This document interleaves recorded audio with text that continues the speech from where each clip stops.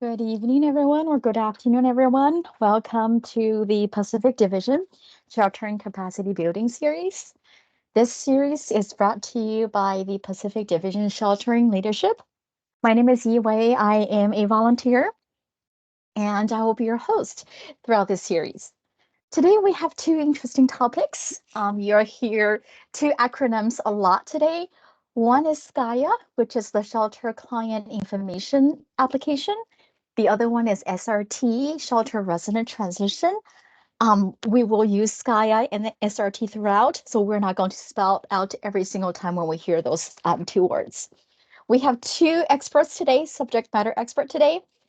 We first welcome Nancy. Nancy is a volunteer from the Northern California coastal region.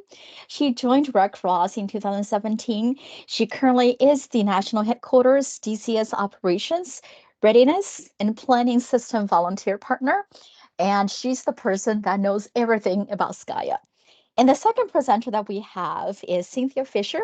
She is from the Central California region and she joined the Red Cross in 2010. She is the expert on Shelter Resident Transition SRT. She currently is deployed as the Assistant Director of Operations or the Job Director for a long-term operation that we have. Several things. You have currently been muted, as always. Towards the end of the conversation, we will open the mic up.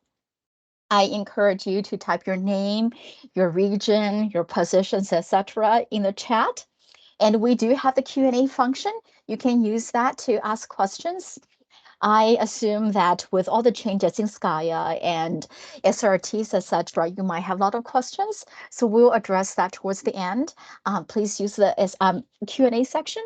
And I also like to kindly ask you that let the presenters answer the question so they can filter the question through and answer that to make sure that we answer, the presenters are answering the questions instead of we're answering questions among ourselves. And without further ado, let's welcome Nancy to start us off with the SCIA update. Nancy, it's all yours. Thank you, Yi Wei. And thank you everyone for joining us today. A lot has happened with SCIA over the last year, and some of the features I'm going to talk about, I'll go into the actual application and show you. Some are not being installed until the end of this month, but I figured it made more sense to teach you everything that you're going to be working with this year than to leave off some stuff. So, with no further ado, we'll start with our agenda. These are the primary 5 topics I'm going to touch. And this is SCIA specific. I'm not going to tell you how to be an IDC worker or an SRT worker. This is what's going on inside of SCIA itself. We did a pretty big change to how permissions work. And this was deployed, I want to say February of this year. And essentially, the way it works now is there is a hook between Volunteer Connection and SCIA. And when you log in, when you go to log into SCIA, if you're not already logged into Volunteer Connection, it'll take you to the Volunteer Connection single sign-on page and then immediately take you to SCIA. Used to be you had to send a request to get permissions to use SCIA. Now it is not a permission, not a request any longer, unless there's some sort of an exceptional circumstance. The permissions are now automatically granted based on your Volunteer Connection profile. So based on your region, your gap, and if you're deployed outside of your region, your deployment status will also have an impact on the permissions. They're also role-based. So different users will have different levels of access. Sheltering leadership may have access that mere mortals in a shelter don't, for instance. On the next 2 slides, I'm going to show you more details about the permissions, and then we'll start to look at the system itself. So this is the way the permission system works. Basically, if you're in a region, you will automatically, and you have a sheltering gap, the DMH and DHS, so the list of gaps that's here are the ones that are automatically allocated permissions. So you will have access to the shelters in your region, whether or not you are deployed. So if you're in sheltering, for instance, and this is a sheltering series, so I'll focus on what you guys care about, you will automatically have access to all shelters within your individual region. If you are deployed, we'll know about your deployment status through Volunteer Connection as well, and automatically turn on access to that DRO and its shelters. So we've gotten away from everybody has to ask permission to you really only have to ask questions if you don't have what you think you should and don't have what you need. This is a huge win for us, and it's been a long time coming. The other thing is we're doing role-based. So client intake, basically everybody has access to client intake. Operations leadership, mental health and health services leadership, shelter site operations, and workers. The shelter operations is the same. So client intake and the shelter ops sections are pretty much open to everyone. The setup functions are only open to DRO leadership and, of course, Frost and the support team. Those people can also work within the setup. There is a little bit that shelter site operations, based on a supervisory or management gap, will be able to do. They'll be able to see and do a little bit of edits, but we don't want people setting up their own DRs and setting up their own shelters in SCIA. So that capability is being limited to Frost or DRO leadership. Okay, so the next chunk of stuff I'm going to talk about is in the system itself. So and after this slide, we'll actually go in the system and start looking at stuff. One of the things they've done is they've changed the label. So it used to read phone or relay service. Now it reads mobile phone or relay service, because quite frankly, we don't want the phone at somebody's house if they're in our shelter. We want the one that's with them. So that's why they changed the name of it. Also, there is a new consent question. This is to support reunification. So this is to allow us to leverage shelter registrations for locating people if people are okay being located, right? So this is sort of a little bit of a Band-Aid around the fact that we don't have safe and well now. So this is the new question. Client consents for American Red Cross to make their information available to support reunification with individuals seeking to find them, yes or no? So that's that one. Now let's go over to the system itself. And I want to go into client intake, and I'm in the training environment. So it's got the gray background, just so bear with me, because some of the stuff is not quite as visible in the training environment as it is in the production environment. I'm going to our Northern California coastal region, and I'm going to look for Sue, because I worked with Sue earlier today. Ooh, what happened? All right. Let's try that. There we go. There she is. Oh, I put her in as Susan. There you go. All right. So Susan Swan is here, and I'm going to use her record to show you a number of things that have changed. One thing to point out, and I don't know how many of you were aware of this, but prior to the later releases, if you put a space in the front of Susan's name or at the end of Susan's name, it was difficult to locate those records because the search was looking for the space as well. Now what they're doing is if you happen to put in, space Susan Swan or Susan Swan space or Susan space Swan, because it's two different fields, first and last name, we're automatically trimming off those extra blank characters so that the searching is going to show up much cleaner. The other thing that has been changed, I told you it was changed so that it says mobile phone, but on the display screen, it still says phone. Notice down here, there is a new button. It's called a duplicate entry button. We had enough experience with the system last year to recognize that sometimes people get checked in twice, even to the same shelter. And because things in a shelter are kind of frantic, right? So this allows us to actually flag a record as, oops, didn't mean to put that one in a second time. A record that is flagged as a duplicate entry will not be included in the various dashboards, statistics, rosters, etc. We're not deleting records from the database, but we are deleting them from the queries and reports as far as we're selecting them out, if you will. So that's one thing. Another thing is, okay, here's your new consent question. Client consents for American Red Cross to make their information available to support reunification with individuals seeking to find them. And your answers are yes or no. Another thing that was added by popular demand, we now have comments.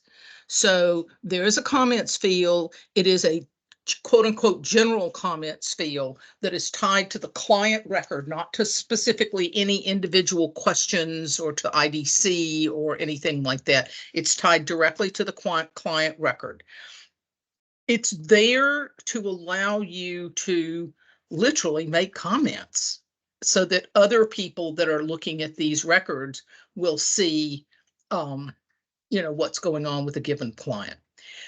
One of the things that you can do, so one thing about the comments is you have 250 characters per comment, but you can add as many new comments as you want. And basically save them. Now, the individual that put the comment in is able to edit their own comments. Other people are not able to edit your comments. So if you put a comment in, it's not editable. Though individuals can flag them as inappropriate. So if you put in a lot of details about somebody's healthcare situation, for instance, it's really not a good idea, we might flag it as inappropriate so that those comments are not publicly visible to everyone using the system. And there's a note up here that says no confidential health or mental health issues should be posted in this section. But it is possible to flag them as inappropriate. And if I flag that one as inappropriate, I will still be able to see it because I put it in. And I will be able to move the flag because I put the flag on it. But for the most part, it will require a shelter manager. You can flag your own and remove your own, but everybody else really requires a shelter manager to unflag a comment if they want to do that. The other thing that has been added down here, if you recall, last year we displayed the shelter stay history, but only if the client was checked out. And it cost us no end of, feeling like we were working with one hand tied behind our back, because sometimes with a checked in client, you want to know where else they've been, right? So now you've got shelter stay history. If you hit this down arrow, it will show you everywhere the person has stayed, the cotton room, how many nights. There is a checkout reason that is now included, and this is new this year, is a checkout reason. And this one she's still in. So the checkout reason is something that gives us now the ability to flag a client either that didn't show up, you reserved a space for them and they just never showed up, because we're doing the, logging them in from somewhere else and they just never showed up at the shelter. Also, if somebody gets tossed out of a shelter because of inappropriate behavior or, for whatever reason, that also, there is an eviction flag. So the checkout codes are key. And I'm going to pop open this begin checkout. so that you can see. Now, if you've got a bunch of household members, you check the ones you're checking out. It defaults to today's date. And here are your checkout reasons. And we still have maintained this last one. Did we help you or not? Kind of question. The evicted one is one that was requested out of a number of DRs last year because we apparently had people that were simply unruly and we couldn't let them stay. But without noting it somewhere, they go to another shelter and check right back in. So this is all here to help us know what's going on and to help us manage the population of our shelters. I'm not going to check that client out just yet. Okay, let's switch back over here. And I wanted to talk a little bit more about the comments. Yep, we've talked about that. And we've talked about this. I just want to, these are actually here. Oh, that's the other thing I did not tell you about the checkout codes. The checkout codes get listed as though they were a comment if there are comments made. So there's this whole notion of a general comment on the client information page. The duplicate record thing, as I pointed out, it's right there. It's really simple. You just check a box. It's no problem. As I said, they're not included in the various reports, but the records are still there. So one of the things that could happen is you mark somebody as duplicate and then you go, oops, wrong record. There were 2 John Smiths, and one of them I had all the information in and the other one I didn't. So there are ways to be able to unduplicate and check the other one. So that's one of the reasons we don't leave them there. So CMIST, they've changed the CMIST section so that now all of the questions are required. It used to be possible to click through and not fill in the blanks. And at this point, all the questions are required. You still have to complete the CMIST, and this is also true of SRT triage. You have to complete that entire section at one sitting. If you don't, your answers are not saved. So just don't feel like you can get started and come back to it later. That's a do it when you have time. The urgent needs box next to medications has been removed. So if we go back to the system and take a quick peek at this, oh, this is going to be hard to do because of having checked her in. At any rate, I won't waste your time on that. But if you know, when you check somebody in, sort of like screen 2 gives you a list of urgent needs and there's check boxes, and there used to be a comment field for every checkbox that was checked. We removed the one for medications, and we did that because we found that the names of medications were being entered there. And while that sounds very handy, it also makes public personal information that really shouldn't be. So if somebody says medications, you still check the box, but then you do a referral to the individual healthcare team, client healthcare team, as opposed to putting the text in there. SRT triage, they've updated some questions and they've added a next set. And I'm going to let Cynthia go through these in more detail, but I thought I would bring up the list of what is there. The stuff in yellow is different. So for question 1, they updated the contextual help, the information you get through the little question mark, with just additional information. Question 2 is new. So does the household currently receive support to pay for housing expenses? And that's things like HUD or USDA or any other programs where a client gets money to cover the cost of their housing or partially cover the cost of their housing. So that question was added. The one here listed as question 6 was added as well. So did anyone in the household lose their job due to the disaster? And you've got 3 answers there: yes, no, or unemployed before the disaster. And that is, as you can imagine, that tells us the impact of the disaster and more about the situation that the client is in. And then question 13, they updated the contextual help. I will let Cynthia go through more details on that. Shelter ops. I'm going to bring the system back up and we'll go over to shelter ops and look at it.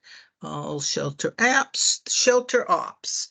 Okay, there's my school. Okay.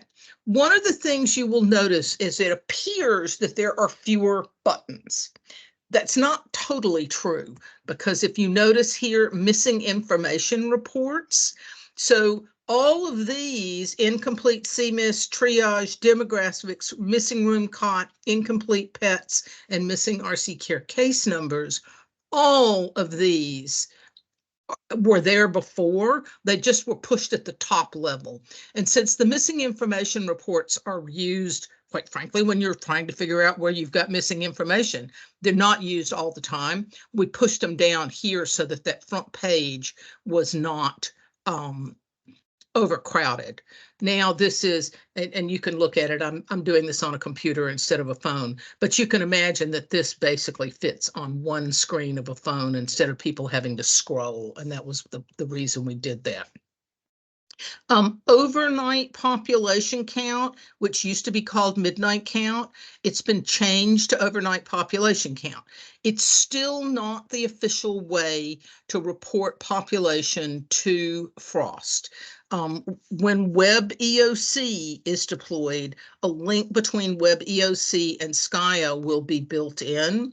And at that point in time, we will switch over to this methodology for reporting population counts, or somewhere close in there. So the overnight population count has had pet added to it since last year. And also the other thing that has been added is the date timestamp and the person that entered the count and their role in the system. So I'm an admin in the system. So it tells you when I entered the population count, quite frankly. Let's see, what else do we have to show you here? One of the things you're going to find a little confusing, and this is about to change, so don't freak out if you run into this. If you go to reporting, you see the site dashboard. If you go to site summary, you see the site dashboard, and you're like, okay, and what's that all about?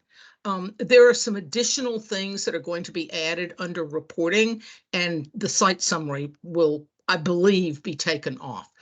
There is a daily shelter report coming, and that should show up under reporting. So that's another thing to pay attention to. The urgent needs and key information reports were some restructuring was done so that if these things had been resolved, the resolved ones will not show up here. It's only the ones that still require action. So urgent needs medication is not resolved. And this is just other information, what allergies, etc. So this report just looks a little different. It's still got the same basic information. We hope it is better structured. The other thing that will be changing, and we do have a release coming out the end of this month, is there will be additional information displayed with the roster. I believe that's in this next release. So they're going to start showing you things like what cot somebody is in, or maybe whether or not they have an RC care case number. They're still shaking out exactly what's going to happen. Let's see. Midnight count, urgent needs. Yep, the daily shelter report. That's the primary changes that we've got to SCIA. I was planning, Iwe, if that's okay with you, to let people ask questions of me now. And then that way Cynthia has a clean sweep, doesn't have to wait for my questions. Is that okay? Perfectly fine. That was my plan as well. So if Okay, you're ready perfect. to take some questions, I I do have some am. questions in the Q&A section, and we'll go through the hand raised later on. So let's go with the first question. Is the most current SKYA paper form is dated June 29th of 2023, or do we have a newer version? There should be 2023. I believe there's a newer version because the new triage questions have only the primary update. Probably the reunification question has been added as well. Oh, and the other thing that I did not show you or talk about, but we did also add the question about whether or not someone's a veteran under the demographics. So the triage, the paper form that you have now, I believe would be out of date. We've been having issues getting things posted to one source. They're just backed up. So this stuff will, the new one will get posted before we get too far along into the season. Okay, thank you. And we have several questions regarding acronyms. We used a lot of acronyms today, so let's go with FROST. What is FROST?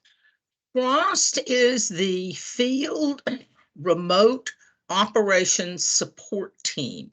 FROST is the people that do the setup in SKYA for DROs, shelters, districts, all of that basic framework for running a DRO in SKYA. They also are the people that collect the midnight counts and get the midnight count reports into Red Cross leadership, as well as we also give that information to FEMA. So FROST is responsible for that. Thank you. And two more. CMIST. We talked about CMIST earlier, and we talked about SRT in the very, very beginning. What is CMIST and what is SRT?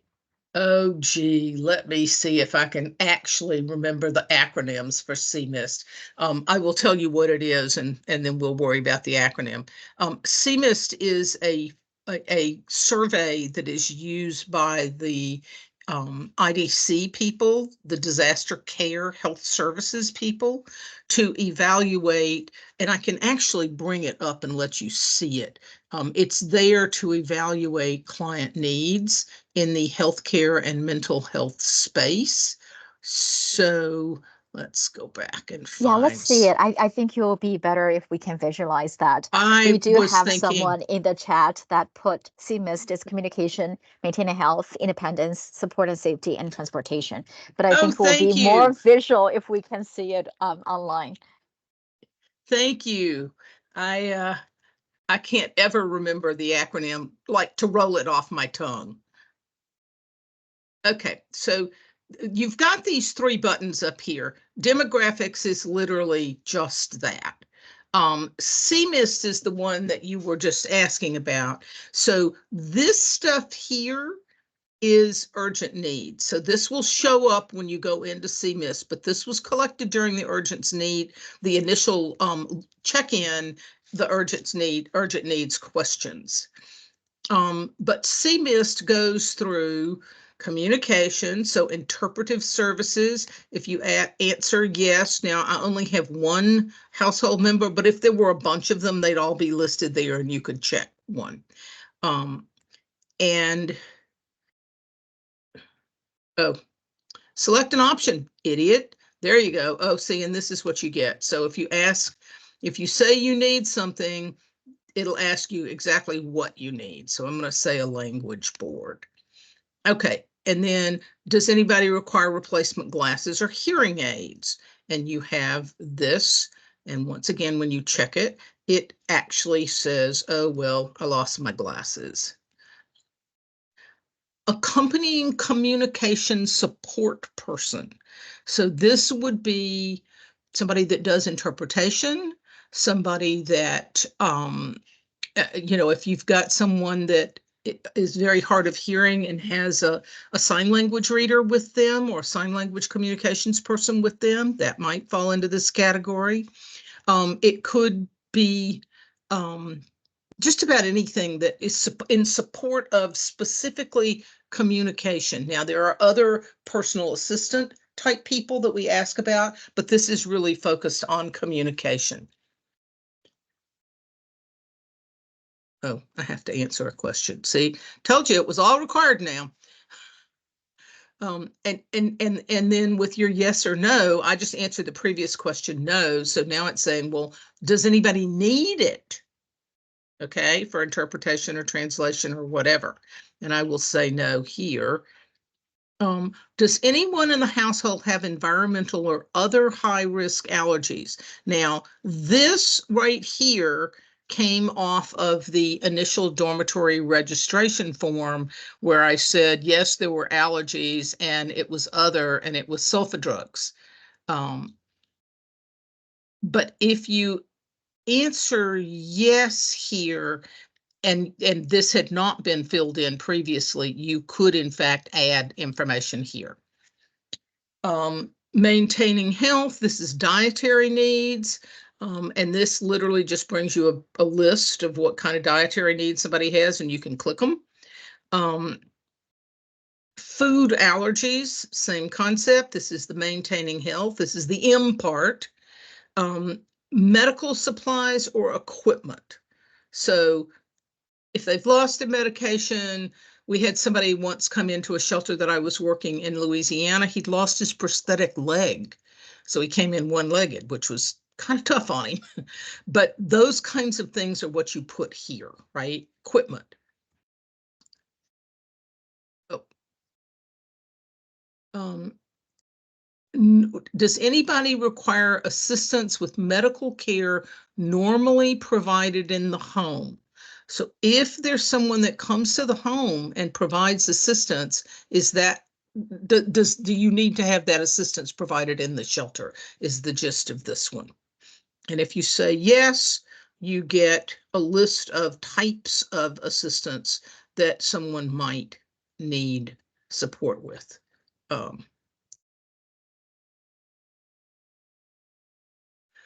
Support for pregnancy, nursing, or in infant care. And if you say yes, then it asks what kind of support and what kind of actions are needed. I'm going to go back and say no, just because it's quicker. Households require access to a quiet area. And this is like those blue rooms where sometimes you've got people that have got, oops, yep, okay, that's still there. Sometimes you've got people that have just got issues with a lot of noise, and so they need quiet. They don't cope well with a lot of noise. So you've got, very young children, autistic, but also the elderly and behavioral. And, other will give you a question, a line here to fill in. I'm going to come back and answer that. No. We're still in the M, maintaining health. Access to a temperature controlled area. So if you say yes, you just have to say air conditioned or heated. That's it. Nancy, thank you so much. I think we've seen enough of what Okay. CMIST is and how Well, everything and I works. would skip to the chase, but I got to answer all the questions, and that's fine. No worries. Yes, love you. Okay, so now I think it brings to the good question of who does the CMIST? Is the shelter workers or is the disaster health services workers?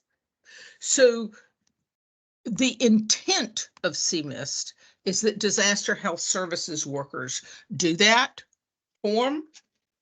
However, if we are in a situation where we don't have any nurses or don't have enough nurses, then shelter workers can do this. It has not been closed off. Shelter workers can do this. They can do demographics, and they can also do SRT triage, because we recognize that occasionally we don't have other staff to throw at those functions, and that shelter workers are perfectly capable of doing that work anyhow. Okay, got it. Thank you. And let's go to the other question of what is the quickest way to access Gaia? The quickest way to access Skya is literally to go to Skya. Let's see if I can do it this way. No. I always do this the wrong way. Well, actually, the quickest way to access Gaia is to go to the one source Gaia thing toolbox and click on the link. But you've got a redcross.org/Gaia. If you get into remembering URLs, it drops you on the volunteer connection page and then takes you straight, and now I'm going into the production system, then takes you straight into the production system. Or if you do redcross.org/Skya training, I believe. Yep, Skya-training, then that takes you to the training page. If you notice, the training page has got a bit of a gray background to it, and the production site has a white background. It's a very subtle difference, but it's there to try to help you make sure you're working in the right place, right? Okay, thank you so much. We have a question that, is there any chance to add to the checkout reasons? Could we add hospitals? Because those are one of the frequent reasons that we have in the shelter. And we Wow. understand that they're a common section, but can we do another button for a checkbox? That's a good idea. I would ask, and because I think it works best if the requests come from the field than just from me. If you would send email to skya@redcross.org and express that request and give the reason why as well. Because we're listening, we're taking the stuff that comes in, and if it makes even remotely rational sense, we're putting it in the queue and getting it done. Okay, so if they want to find that, they will go on to Volunteer Connection. They'll go on to OneSource. From Volunteer Connection on the right upper hand corner, there's OneSource. Click into OneSource, typing sheltering toolkit or typing Skya toolkit. Then from the Skya toolkit, you have all the different links, whether it's forms, Right, demos, and also comments, etc. Okay, right, we do have a very good comment in the chat that in order to access Gaia, you need to remember your volunteer connection email address and your password. correct. I have a tendency to save everything on my laptop. So let's say if you deploy, you need to remember and you get a Red Cross laptop instead of a personal laptop. It's really good for you if you can remember your password and your email Absolutely. address. Otherwise, you won't be able to access Gaia. I mean, there are other ways you can recall password, you can reset, etc. But it's really good if you can remember all your login information. Um, Absolutely. and And along those lines, I also want to let people know that one, you do not have to have a redcross.org email address to access Skya. It is whatever you log into Volunteer Connection with. Two, if you get a Red Cross email address and decide you're going to change it for yourself on Volunteer Connection, it'll take 24 hours for Sky Access to get updated. So don't do it in the middle of a DR, right? plan ahead of time. And I think Yes, every workers, whether you're deploying sheltering gaps or not, you should, check your email addresses and login information prior to your deployment to make sure that you're able to access your Teams files, your volunteer connection, your Edge, and OneSource. Okay, let's take one more question and we'll go to Cynthia. Is that if there's a duplicate records for a client, which record should we use, or is there any way to eliminate one of them or be grayed out? so what you do is you look at the two records. If, for instance, the CMIS and demographics and SRT triage have been done on one of the records, then that's the one you want to keep, and you want to mark the other record as a duplicate record. Once it's marked as a duplicate record, it's not going to show up in the list. So if you go in and search for, whatever the client's name was, you're not going to see the two of them. You're only going to see the one. Are you able to show us where do we click that can show the Oh, duplicate record? that can well, I can, but I can't. Okay, Okay. I can show you where the duplicate record Where the information. box is so that Yeah, we I will can show know you what where the to box expect. is, but since I don't have a duplicate record in here right now, to my knowledge, I don't know that I will. Where's NCCR? helps if I can find my, whoa, whoa, whoa, whoa, whoa, whoa, whoa, whoa, whoa, whoa, whoa, whoa. Oh, I'm really having, there we go. We're close here. There we go. Northern California Coastal. We're going to go for Miss Swan again.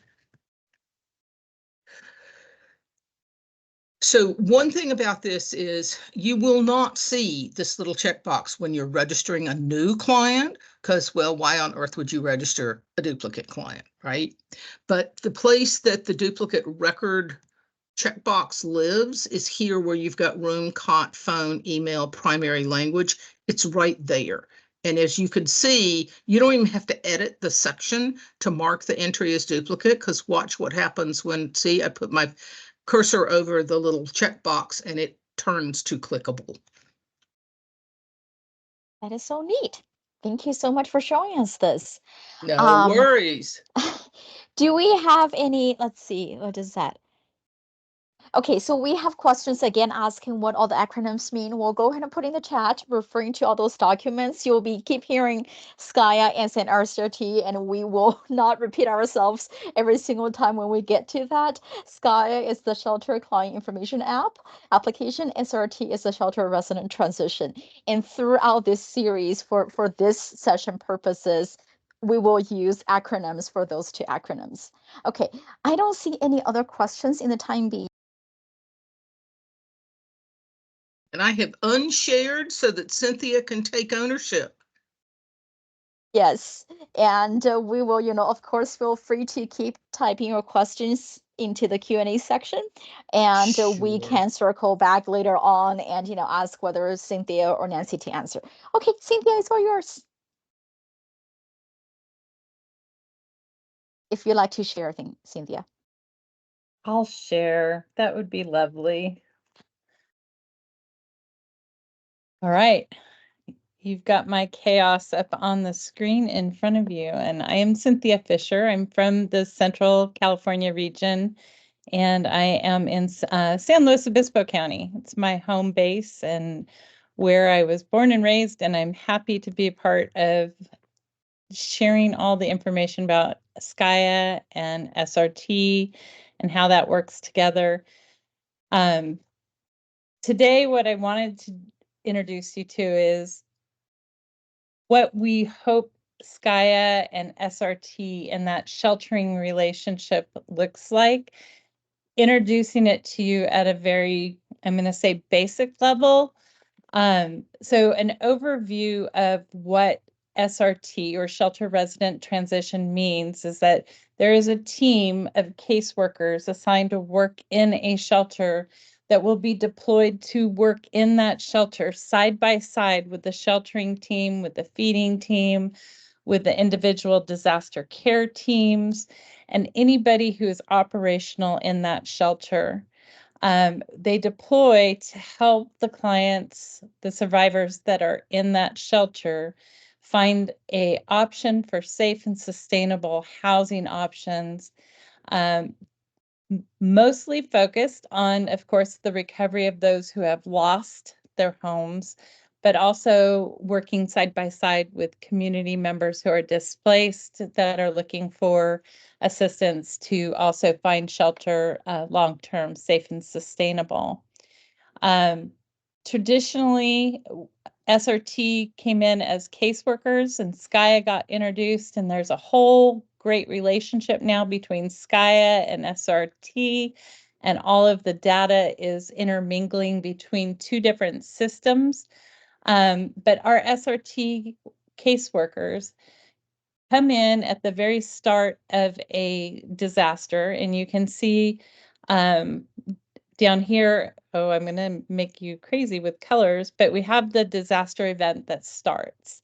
And at that time, when a disaster relief operation stands up, they look at the size of it.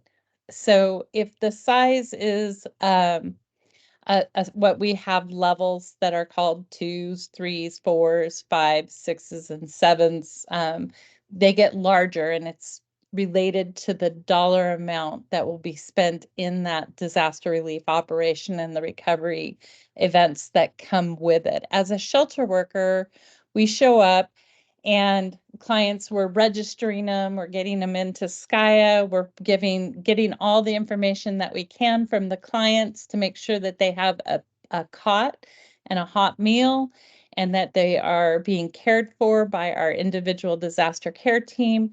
And then all of a sudden, well, not all of a sudden, so about 3 to 5 days after a larger size event, so this could be what we call DRO level 3 or DRO level 4, the conversation can start being had about whether or not shelter resident transition casework team needs to come in to help clients relocate. A lot of that information is started to be gathered by the SCIA intake and the information that is collected in the CMIST. That information starts to fill in your operational leadership about what the needs are for the clients. Demographics that's collected in SCIA, that is all used at an operational leadership level to help guide what resources are going to come to the shelter and help those clients recover.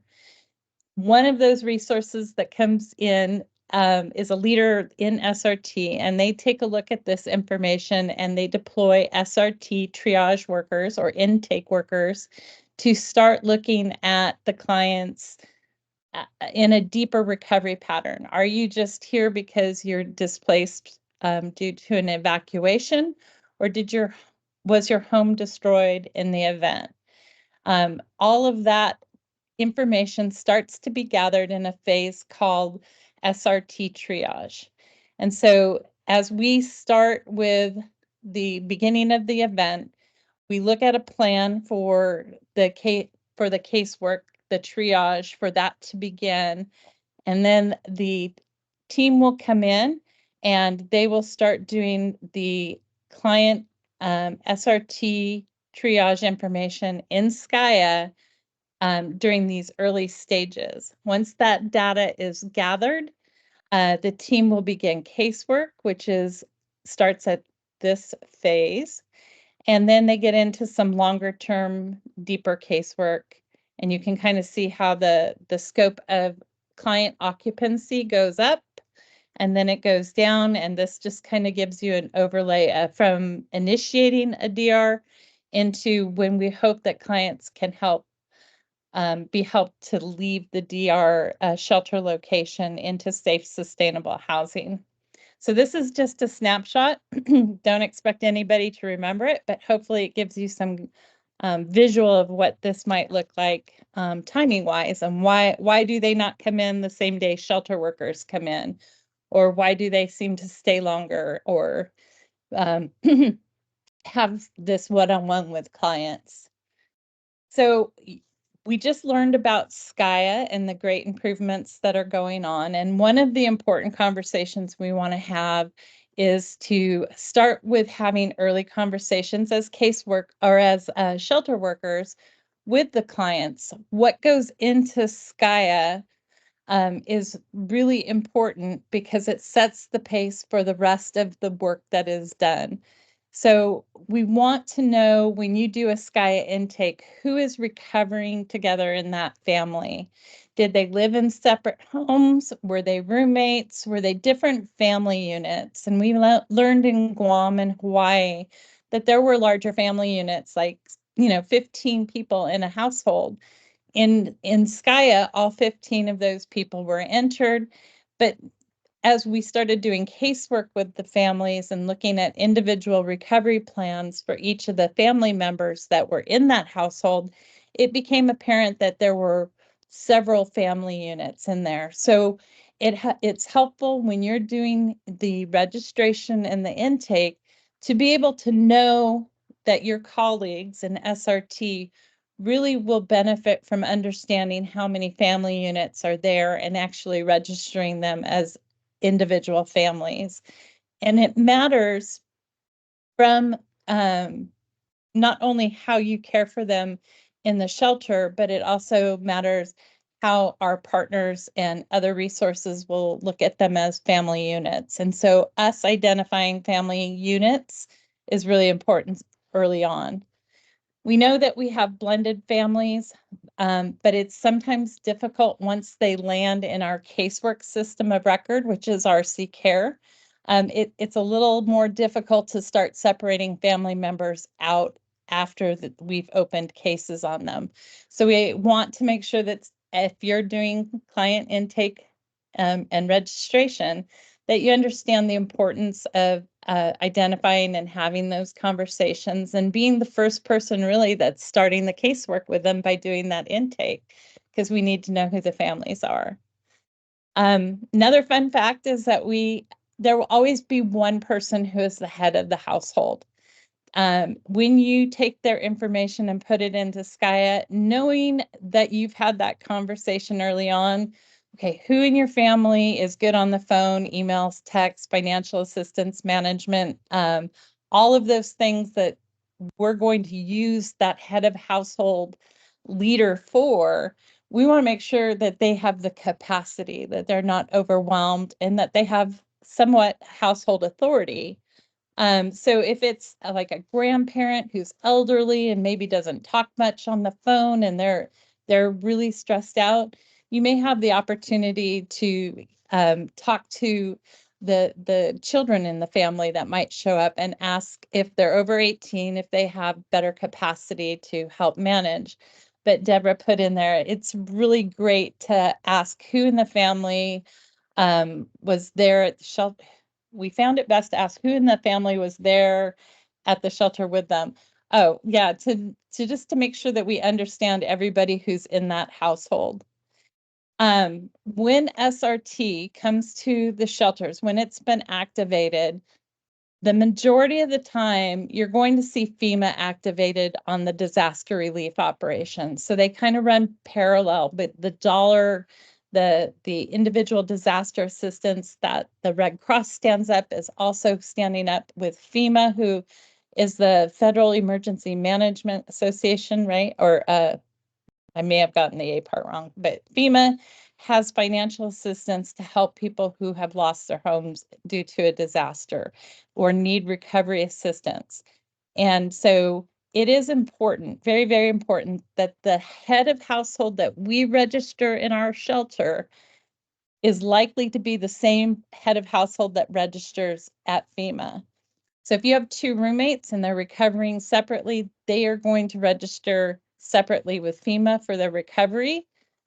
We should also have them separate in our registration deck as a family unit. So we're really looking at what is the household, who in that family needs to be identified in that household, and measure whether or not we need 15 people in that household, or is that really better 3 families of 5. Other information that we want to get when we're opening these cases and doing the intake is if there's any fatality assistance that's needed, because we would refer them to the individual disaster care team or an ICCT team, which is the integrated condolence care team, that helps work directly one-on-one with the families who have a deceased family member due to a disaster. The other angle of it is we also want to do the reunification part. So Nancy touched base on clicking that box, asking that question, can we share your information to assist with family members that are looking for missing family members? So that's my key points like to start with. Part of what Shelter Resident Transition Team also does is they collaborate. So we're collaborating with the Shelter Registration Desk and the team of sheltering that has been assigned to do the Skya registrations and keep track of the clients as they come in and out. They're going to be looking for duplicate client checks. But our SRT team might also find duplicate clients when they're doing intakes and talking, because they're also looking at the Skya data. So they might find that and be able to help identify where there are duplicates. We're going to collaborate to verify head of households and spellings of names. SRT has a tendency to lean more towards looking at IDs once we start opening cases, where when you come to a shelter, nobody has to share an ID, right? So if I say my name is Jane Smith, you might just write it S-M-I-T-H, but I might actually spell it S-M-Y-T-H. So it's really important to ask for spelling of names when you're doing all the intake. That is going to help match to RC care cases that get opened for assistance for clients when they're doing those programs. Other information is, of course, that sub-household. Are we really looking at one household or multiple households? Sometimes when the SRT team comes into the shelter, it's not uncommon to find a client who is not registered or a family member who is not registered in SCIA. We don't like to admit that, but it does happen, and we do go ahead and SRT team will take them back to the registration desk, collaborate with them about making sure they're in the right family unit and that they're properly registered for the disaster relief sheltering operation that's ongoing. We also might find that a member of a household is wrongly registered in another household, and we would work with the sheltering desk to make sure that that is corrected. So it's really a collaboration. SRT becomes the sheltering teammates that's really digging into the client information, where the SCIA and the shelter registration desk is really working on making sure that the registrations are complete, that everybody in the shelter has their head on a bed and that those beds are accounted for. SRT is going to start coming in and really digging into the family structures and the what social and economic support that the clients have to make recoveries. As well as working with the shelter registration desk, SRT is also going to collaborate with the individual disaster care teams. The IDC team is doing, the health services team is doing the CMIST, usually within 24, 48 hours. That's been completed. But there's information that's in that CMIST that is part of that client or that household's recovery process. So we're really looking at whether or not there are medical needs or dietary restrictions for the feeding team. Those are going to get documented when that CMIST is conducted. If there's any shelter medical needs, they're going to identify that. We're going to collaborate with the mental health services, the spiritual care, and the disability integration teams that are present on the disaster relief operation, because our clients are in a trauma effect. They've suffered a trauma by going to a shelter. They've been evacuated. They don't know if they're home, their pets, their livelihoods. They don't know if those are still there. So we work with all of these teams as if they're part of our team. And there's a new saying, I've heard this last year, one team, one fight. And it's really appropriate for the work that SRT is doing. They don't stand alone. They are not an exclusive group, and they can't function without you. As a shelter team or as an IDC team, you all have to really collaborate together to get the client's information and to get the client on a road to recovery.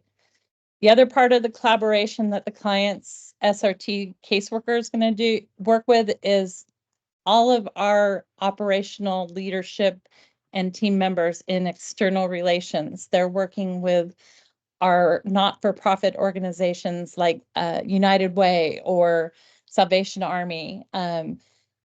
SRT doesn't go directly to them. We work alongside external relations to make sure those relationships are bonded and that those organizations know what our clients in the shelter need. So the communication flow starts to come through those SRT workers that are there. Our government operations team is hearing from the SRT information and from the great shelter information that's going into SCIA about FEMA, federal, state, county needs. And those partnerships are really supportive of the clients in those early days based upon the information that you put in.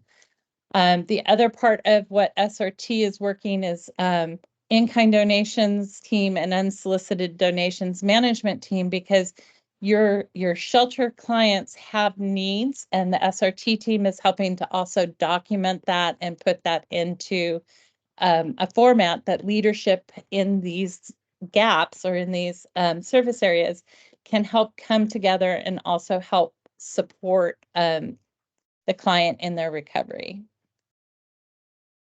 So Nancy went through, I have a ton of slides. I'm going to tell you now, I'm just going to go through them fairly quick. There's not a lot of detail to them, but I want to point them out for familiarity. So in Skya, we tapped on the tools, and these are your options when you go into Skya. I am on Hurricane Idalia, so I grabbed a screenshot of my Idalia login because that was easy for me. But you search your disaster, you search your shelter location, and then you find, as a SRT worker, you're going, as a triage member, you're going to find the missing information reports to go in and start working for that triage.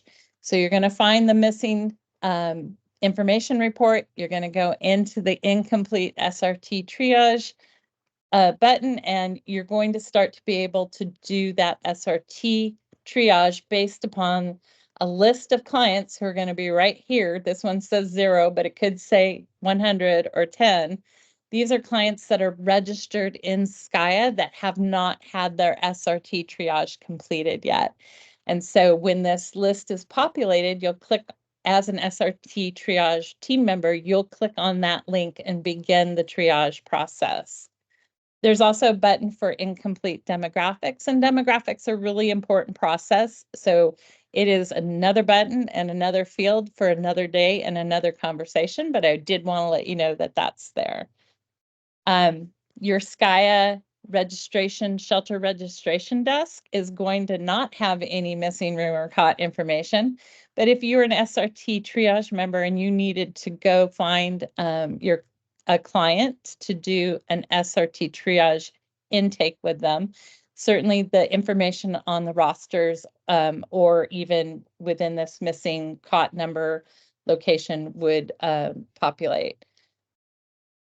Another incomplete information tile is the pets information. We have a wonderful pet program, and there will be more on that on other conversations, but I just wanted to show you that that is here too. RC care case numbers happen when we actually open cases. When we're in the triage function, most clients won't have a RC care case number yet. So there should be everybody missing an RC care case number because at triage level, again, we haven't gotten to that stage. We're triage and then cases. So just to go over our triage questions, what is your pre-disaster housing situation? And this is a really important first question because it helps set the tone of the partners that are coming to the shelter to help support the recovery early on. So you marking this correctly as a shelter registration desk intake worker is really important. If you get to do the SRT triage, this would be, so SRT triage can be completed by an SRT caseworker, or it could be completed at the direction of your supervisors by a registration desk, and that's going to depend upon where you're at and how urgently this information is needed. So just going through this, these questions are really important, and they're here to really support support the recovery. And I saw the question, what is couch surfing? I love that. So it's, you know, maybe I went to stay with some friends for the weekend and I'm not actually staying at that house, but I'm at that house this weekend and the disaster happened and I'm displaced because of it. It could be couch surfing or it could be friends and family. Has a tendency to be somebody that does not have a permanent place of residence. That's just kind of going from friends to family and back and forth. But all of these clients, each one of them deserves to be recognized for whatever their housing situation is the day they came into that shelter. And we don't discriminate. It doesn't matter what they answer, but it's better if we give them a trusting place to give us the real answer versus one they think we want to hear. The second question on the triage is, does your household currently receive support to pay for housing expenses? This is really important because there are programs that are subsidized in communities, and a lot of times there are organizations that are ready, set, and able to help relocate those families or begin their recovery quicker because we've been able to identify it quicker in triage. Those clients can generally be able to get on their recovery quicker. It's okay if they don't and they live independently and pay for their own housing expenses. SRT triage question 3, have you experienced homelessness in the last year? This just gives us a point of measurement if they might be working with a continuum of care organization within the communities. Question 4 is, where were you living? Is the place where you were living before the disaster either destroyed or majorly damaged? And of course, in California and then the West Coast, we don't know because most people are evacuated and they don't know what the status of their home is until they get home. So as true as an answer as we can. Triage question 5, is your house accessible for and safe to occupy? Again, a really important question as far as they know if the answer is. It doesn't have to be an absolute yes or no that we know this. And I think I duplicated that for some reason. I feel like I'm repeating myself tonight. Question 6, did anyone in the household lose their job due to the disaster? And they may not know when they answer this question. So this is just a picture at that date and time. So if they still have their job, haven't lost it, but lose it next week, we don't come back and change these answers. They just sit in the essence of that moment that we took the survey. Does your household have a near-term, next 5 days solution to transitioning from shelter? If it's yes, we can help get them care to get on the road to recovery right away. And if it's no, it's fine. There's no judgment in that. Is your household larger than 4 individuals? Yes or no? And then does your household have a functioning mobile phone? Because of course we want to stay in touch with the clients. And if they don't have a phone, we want to be able to try to find a partner to supply temporary phones for people. Question 10, does the household have reliable transportation? If a lot of our clients answer no to this, we may engage other local community vendors or not-for-profits that might have transportation resources available for that shelter. What type of insurance does the household have? This matters because we can also work with our government operations team and our not-for-profit organizations to help get those resources available to the clients quicker. So those opportunities to answer those questions as true and real as they are is really important. Does the household have any source of income? Again, making it a safe statement for the clients. It's okay to have income and be in a shelter. It's okay for the Red Cross to serve everybody equally, no matter what their income level is. 13, does the household currently receive financial assistance to support their daily living? Again, it's okay if they do, and it could be SSI, it could be disability, it could be somebody is on alimony, it doesn't matter, and it's just a yes or no answer. Does any member of the household have a cognitive, physical, or emotional needs? And this is where our partnership with our IDC team comes in really handy. If there is a yes to any of this, our referral goes over to the health services, mental health services, or the shelter site manager via the shelter referral log.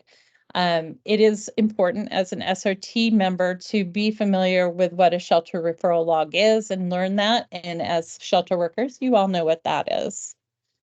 So little picture from behind the scenes in RC Care. This is what a demographics page looks like. Shelter intake, finding an existing client. Of course, you're just going to look for an existing client when you go in and you know Smith is in Skya. But in our Skya entry, if you're entering the client information in there, again, you're going to select the right disaster relief operation, the right shelter, and then you're going to put the client's name and information in the following pages. In Skya, or in RC Care, when we're adding Skya records to RC Care, now I'm taking you through the assumption we're done with triage and into the RC Care case. This is where we would link up with the SKYA record from RC Care. And there's multiple ways to connect it, but this just gives you a quick visual of what that looks like. And in RC Care, we get shelter list. And in SKYA, you also can get site rosters that are available through this button. And in that client information, there will be a linking when an RC Care case is developed, and we can link the RC Care case to the SKYA. The information between SKYA goes into RC Care, and that information will auto-populate on a regular basis as it's updated. So some of these slides are here just to give you visual, but Nancy and I are really proud that you asked us to be a part of this presentation. And I'm free for any questions that you might have. Thank you so much, Cynthia. We covered a lot, and we have hands raised. We have a lot of things going on. I want to address something real quick. We have multiple people asking us, why do we use acronyms? Can we not use acronyms? What's the point of acronyms? I want to touch on a little bit by. We use acronyms so we can save some space and to avoid distracting the readers. And when we're talking about, especially internally, I'm going to give an example real quick. So in psychology or psychiatry world, we have a long thing called Diagnostic and Statistical Manual of Mental Disorders, 5th edition text, text revision, etc. And usually we call that DSM-5 or DSM-5 TR, or we simply say DSM. And that is not meant to be the external world, as it's not meant for the clients or the patient. It's meant for the internal world, for the colleagues. And I think one thing that we need to do a little bit better for our end is that every single time we can go ahead and share our acronym list instead of going through the acronyms every single time. It is, I mean, when I said DSM in a very, very full sentence, you heard how long that was. And that was the point of using acronyms. And I think one person pointed out really nicely that when we're talking to clients, of course we're not going to use SKYA, of course we're not going to use SRT, of course we're not going to use CMIST. And those terminologies are strictly just internal for us to communicate a little better or communicate a little shorter. It's not meant to create distance, though that sometimes that's a little bit unavoidable. That's why, in the future, we're going to share all the acronyms in there, for the acronym sheets for everyone's better understanding. Okay, let's go to all the questions. Let's take the hand questions first. Sherry, would you like to come off mute? Actually, let me mute you first. If you'd like to come off mute, Sherry, to ask your question. Hey, thank you. Cynthia, that was fantastic. Thank you. Really informative. I have a question for you about the SRT triage questions. And as you mentioned, there are some parts of the world that we live in who have their shelter workers fill out the SRT questions just out of hand, right at the registration desk immediately when people are coming in. And it seems to me that those are some pretty sensitive questions and maybe a little difficult to ask correctly. Can you make some suggestions for the shelter workers as to how they can learn more about the best ways to ask those questions? Yes, I can. Thank you, Sherry. And yes, the reason for pulling trained SRT workforce in at the early stages is definitely to take that sensitivity of those questions and the elaborate answers that they're going to give and be able to potentially apply them into casework as they move forward, to get to know the client and create that relationship. And of course, as shelter workers, everything that we're doing in a shelter is about that relationship with the client, but the recovery process begins at that SRT triage level. So if you're not comfortable having a population of pre-disaster couch surfers in your shelter, and you know that you are going to be a little not as warm and friendly as you might be to everybody else, then you might not want to be the person that raises their hand to do it. But certainly there are very capable shelter workers that have the ability to navigate those questions with a ton of compassion for the client and to gather that information in a way that people won't feel either offended or put off by the questions being asked. So if you are that shelter worker, I encourage you to take SRT classes. If you're not that shelter worker that would take those SRT classes, there are trainings that are on the edge coursework for just-in-time training or SRT for shelter workers or others on a DR to better understand how to navigate if you're called up and asked to help support the SRT triage. I hope that answers that question, Sherry.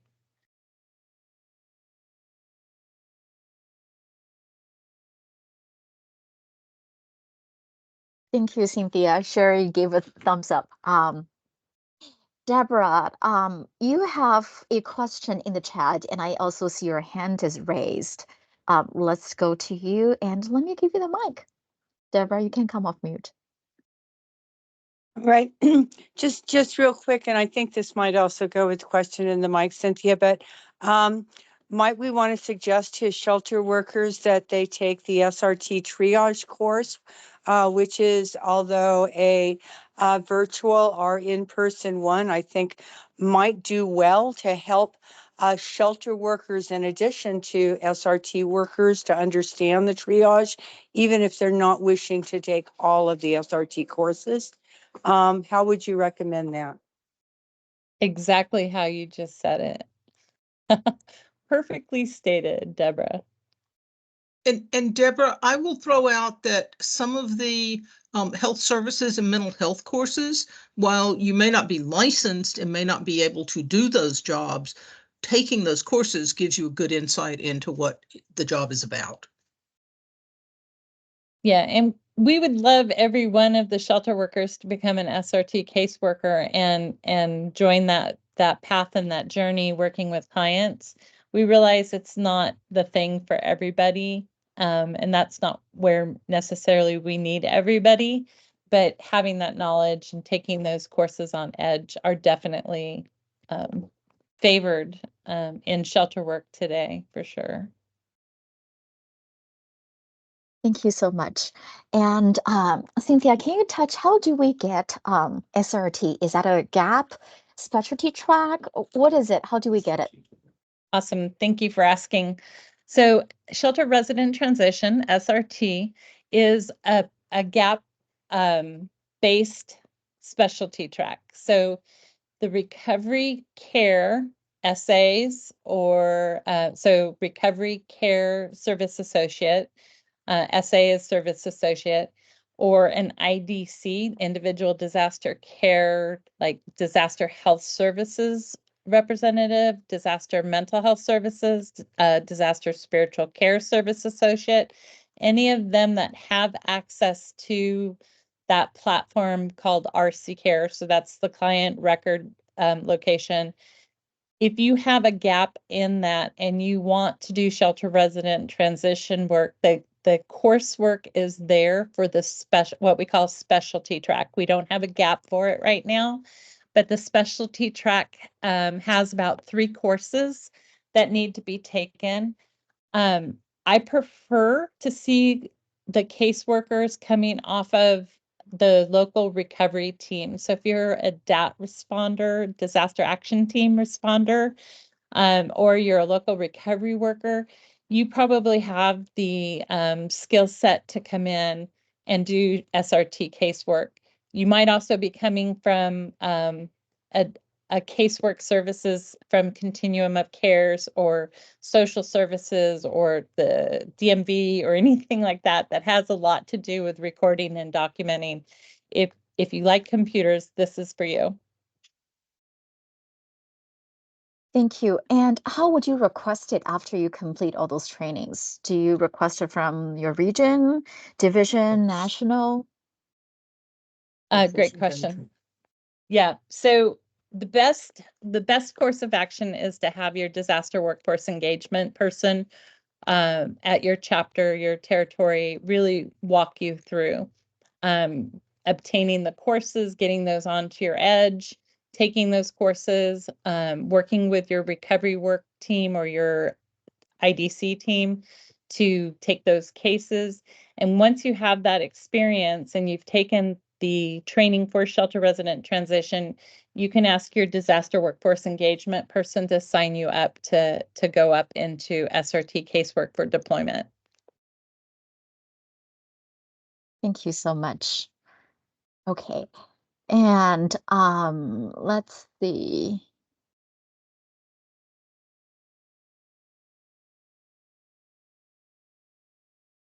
Let's see if we have any other questions. I don't really see any other.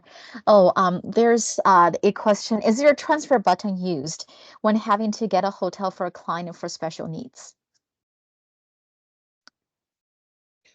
Great question. You're asking a SKYA question, and if you have a client that is checked into one hotel or one shelter and you are moving them to another, be it just one household or a whole lot of them, the transfer button is how you want to do it. I mean, you can check them out and check them back in, but the transfer button is the appropriate way. Thank you And that so would much. include if you're moving them to a hotel. Okay, thank you. And I do see another question, and I can take the answer. Christine, you asked if we can send an email with all the subject of classes and list them in order and sections, etc. That sheet has already been included in every single email, the reminder emails that I sent out. It's a live document, so you'll see that what's being added, because every week we add additional slides to it. The topics are already there. In the order of priorities or importance, I personally think all the topics are important. On top of that, all the topics are voted by you all. Ellen sent an email early on, ask you all that, what topics would you like to see, etc. And those are the topics that you guys voted the most important to you. So every single topic, in my opinion, I think they're all important. I don't think one topic is more important than the other. So I suggest you to refer to the email that you got, and you can see all the list of classes. And speaking of that, each meeting has the same link. Early on, I sent out a Teams invite calendar that is a recurring calendar, so you can just click into the calendar. And for reminder purposes, every Wednesday, either 30 minutes prior or an hour prior, I send out another email with the same link. So next week, you will use the same link as this week, as last week, as 3 weeks ago. So everything is the same, and all the recordings will be posted on YouTube by the end of tonight. And also all the slides are already on there on the document. You can refresh it later on after this session, and you will see all the slides. Okay, we have about 8 minutes left.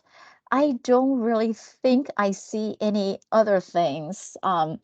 And Nancy, if you can do us the favor that if you can check for us the SKYA tool, the toolkit, to see if the most recent document for the SKYA paperwork matches the online one. And if they don't, if you can share with us, when are we going to expect an update on the paper form? I will do that. The other thing I will let you guys know is that we are trying to get into a position where we routinely pull together release notes for each new release, and they get posted on OneSource, and we're having bumpiness with the OneSource posting right now. But we will get to a place eventually where every time a release goes out, a set of release notes that describes what's in it will also be published. Okay, and when we see a release note, we really meant something that, what's changed, right? What's new Right. or what's Right. changed. Okay, great. Yep, that's exactly what you mean. Okay, perfect. And it will include the bugs that were fixed as well. So it'll Got it. include enhancements as well as bugs.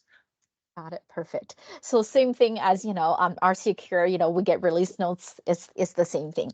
And do you think Right. it will be possible instead of putting on one source, do you think it will be possible just like, RC Care updates that we can receive in people's email? I think I'm like too far out, right? Too far ahead, asking for this request. Well, where we're really heading is we're really heading to a place where we've got them embedded in the system. So you can go into Skya and push a button and see, here's all the release notes, and you can get them that way. I don't know that you're going to get them in inboxes at this point, but I will send that up the food chain, that request up the food chain. Got it. Perfect. So we're halfway through our sessions. The several topics for the incoming ones are what might we missed in the shelter supervisor trainings, the shelter workforce safety, a big topic, and sheltering is a team effort, pets in the shelter, and working with other groups in the shelter with other agencies or other functions with internally. So let's see if we have any more questions. We have about 6 minutes left. Does anyone wants to raise their hand? I think we covered everything in the Q&A, and I'm going through chats. I think we covered everything as well.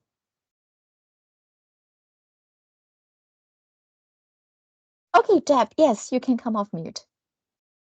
Oh, just real quick. Nancy, are the release notes put into the cross connection when it comes out on Mondays and Thursdays, or is there at least a link to them or anything to note people can know it's there? I do not know whether they've done that or not. Kevin would be the one to have done it, but I can double check and either request that he do it, Alex do it, or I do it. I think that's an excellent Thanks. suggestion.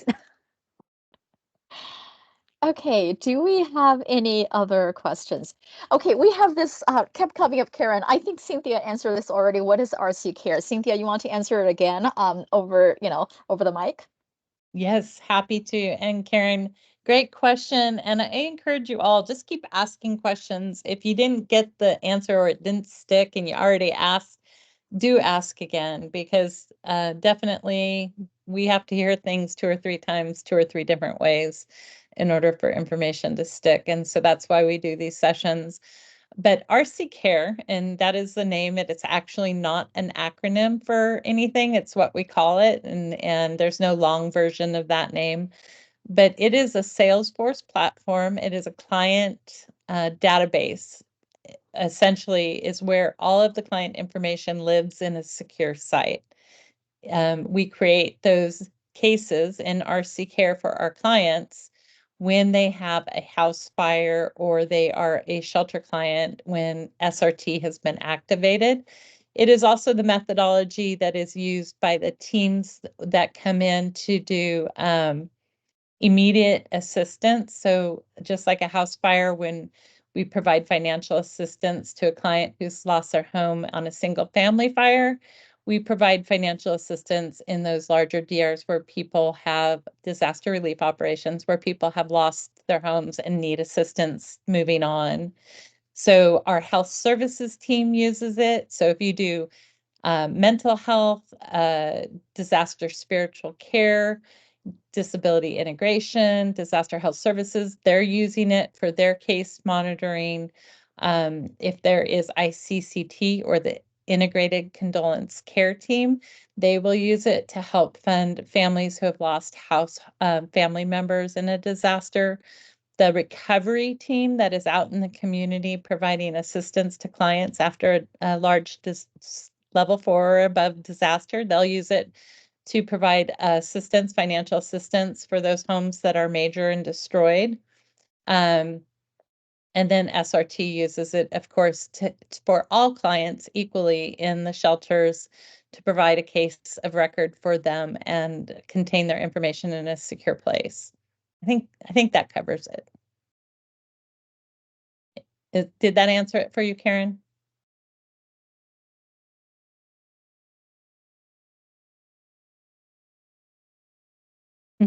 You're welcome. Thank you so much, Cynthia. I don't see any more questions, and I don't see any more hands either. Thank you so much all for your time. Thank you, Cynthia, and thank you, Nancy, for your time and effort. Oh, I just saw a hand come up. I think Lovon, let me see if I can have you. Oh, no, it went down. Okay, never mind. Well, thank you all, and we hope to see you next week. Same time, same link, um, same crew, different presenters. Thank you all. Have a great night. And thank you for hosting. Thank you, Yiwei. Thank you, Nancy, and